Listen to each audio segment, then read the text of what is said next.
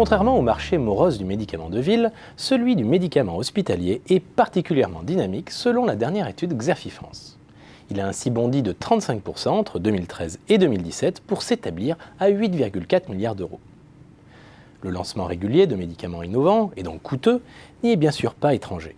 Sans oublier l'influence croissante de l'hôpital sur le marché de ville. D'ailleurs, le poids de l'hôpital a doublé en 20 ans pour représenter 30% du marché total. La preuve aussi que les stratégies de recentrage des laboratoires sur des domaines thérapeutiques à fort potentiel ont été payantes. Par ailleurs, d'ici 2020, le marché restera dynamique selon les prévisions de nos experts. Et pourtant, les laboratoires vont devoir d'urgence s'adapter aux profondes mutations des achats hospitaliers. Faute de quoi, ils s'exposent à une baisse généralisée des prix et à des risques croissants d'exclusion. Les pouvoirs publics ont en effet multiplié ces dernières années les initiatives pour optimiser les dépenses à l'hôpital.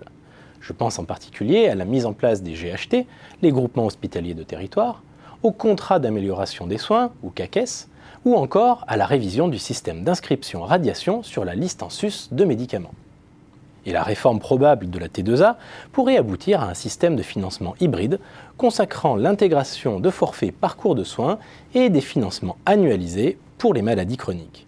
Bref, les modèles de développement des Big Pharma, fondés sur le couple innovation-produit-promotion, ont bel et bien atteint leurs limites.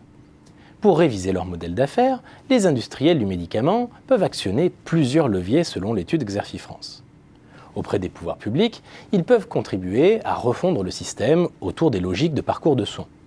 Dit autrement, les stratégies de service et les logiques collaboratives s'imposent même si la mise en place de partenariats s'avère complexe. Les industriels doivent également mettre en œuvre une véritable logique client auprès des établissements afin de s'extraire des logiques de moins-disant tarifaires. Au-delà, la pénétration des biosimilaires apparaît comme un outil de régulation efficace. Efficace car ces médicaments permettent de pérenniser les systèmes de financement de l'innovation grâce aux économies dégagées au profit de l'assurance maladie. De quoi ouvrir de belles opportunités aux laboratoires, surtout après le succès rencontré par certaines molécules à haut revenu. Dans ces conditions, les industriels se pressent sur ce marché des biosimilaires, à la rentabilité encore attractive, eu égard à la probable future guerre des prix.